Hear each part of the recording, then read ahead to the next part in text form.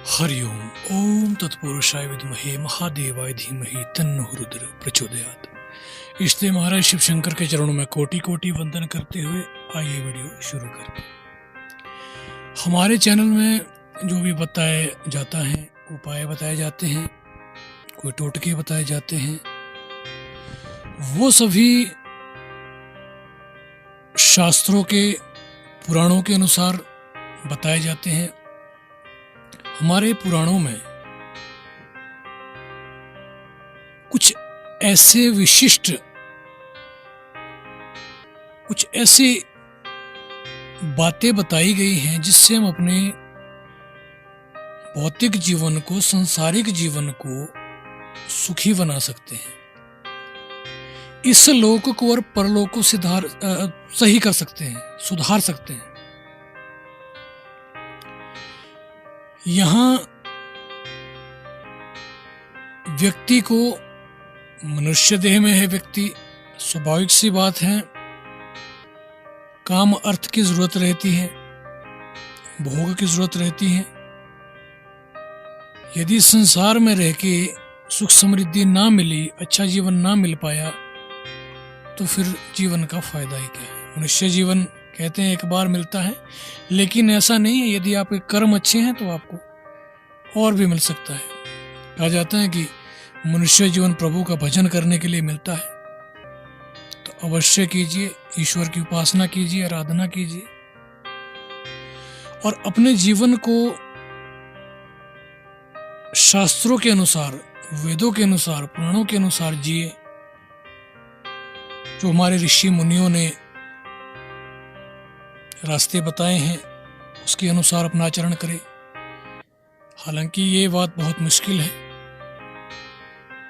क्योंकि जमाना बहुत मॉडर्न हो चुका है, लोग मानते नहीं हैं। लेकिन कोई बात नहीं,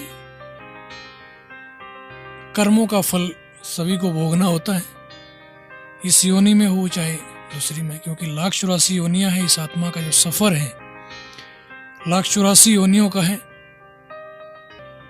और फिर जिस तरह से कर्म व्यक्ति करेगा उस तरह से फल भी मिलेंगे।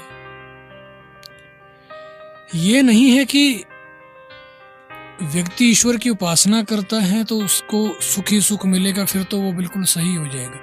देखिए, ईश्वर की उपासना करना, पूजा सेवा करना, ईश्वर को मानना अलग चीज है।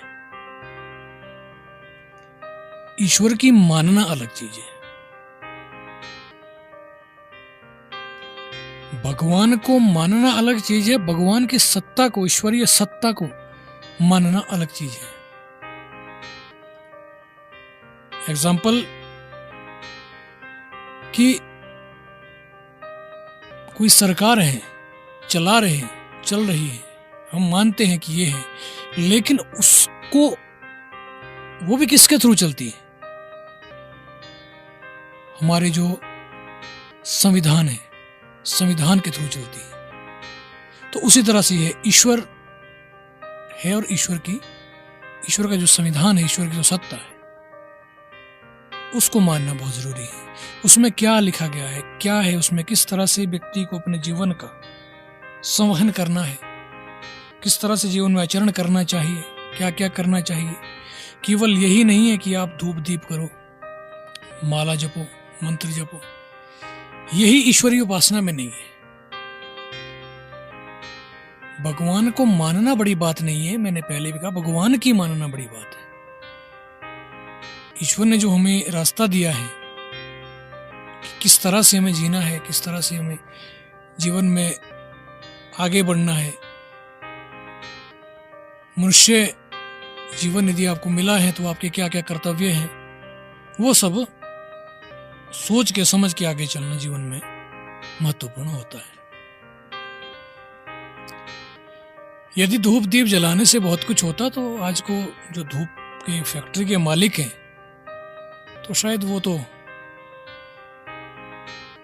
सारे देवी देवता तो वहां पे रहने थे, क्योंकि वहां पे धूप है भैया, है जहां पे दीप बनाए जाते हैं, जोत बनाई जाती है, तो भगवान तो वहीं पे रहने थे।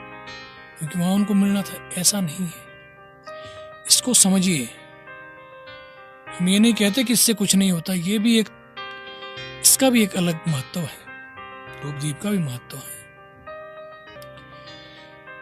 लेकिन बात यहां पे हो रही है, ईश्वर को मानना अलग चीज है, ईश्वर की मानना अलग चीज है। ये दोनों जब एक हो जाए तभी आप जीवन में सुखी हो सकते हैं। आज हम जो एक उपाय बता रहे हैं आपको, यदि आप जीवन में बहुत परेशान हैं, आपके जीवन में बहुत ज्यादा अड़चन है, आपके कोई कार्य नहीं बन रहे, कार्य में बहुत अड़चन आ रही है, आपके व्यवसाय नहीं चल रहा है, जीवन में तरक्की नहीं मिल रही, उन्नति नहीं हो रही है, तो आपको हम एक स्कंद पुराण के अनुसार एक उपाय बता रहे हैं। स्कंद पुराण में है ये। आपको करना क्या है, प्रदोष काल के समय, जब सूरज डूब रहा हो, प्रदोष का किसी भी दिन कर सकते हैं आप इसको, सोम मंगल बुध वीर शुक्र शनि, कभी भी रवि, हफ्ते में कभी भी किसी भी दिन कर सकते हैं आप, जिस दिन प्रदोष के समय, प्रदोष काल का जो समय होता है, जब सूरज डूब चुका हो या डूबने वाला, बिल्कुल मतलब तैयारी में है डूबने की, उस वक्त आपको क्या करना है, एक धतूरा लेना है और उसके साथ बेल पत्र के वृक्ष जो होता है, बेल पत्र के वृक्ष के कांटे जो होते हैं, पत्ते नहीं लेने उसके, बेल वृक्ष के कांटे, 7 कांटे लेने हैं और वो शिव को उसमें धतूरे के साथ अर्पण करने हैं और बोलना है कि मेरे जीवन में ये अड़चन है, ये परेशानी है, इसको आप दूर करें। तो आप अवश्य देखेंगे, जब भी आप ये उपाय करेंगे तो आपके जीवन में जो आपकी परेशानी है, जो कष्ट है, वो जाने दूर हो जाए। हम एक ही चीज कहते हैं, कोई भी उपाय करे, कोई भी टोना टोटका करे, उसमें किसी भी व्यक्ति का कोई निजी आधार नहीं रहता है। केवल और केवल ईश्वर को साक्षी मानकर, भगवान को मानकर, भगवान की आज्ञा समझकर उसको करें, उन पे भरोसा करके कोई भी उपाय यदि आप करते हैं तो आप निश्चित ही जीवन में सुख समृद्धि, जो भी आप चाहते हैं जीवन में, वो सब आप पा सकते हैं। ये उपाय आप करें। आज की वीडियो में इतना ही, अगली वीडियो में फिर से मिलते हैं, तब तक के लिए हरिओम, ओम नमः शिवाय, ओम नमः शिवाय, ओम।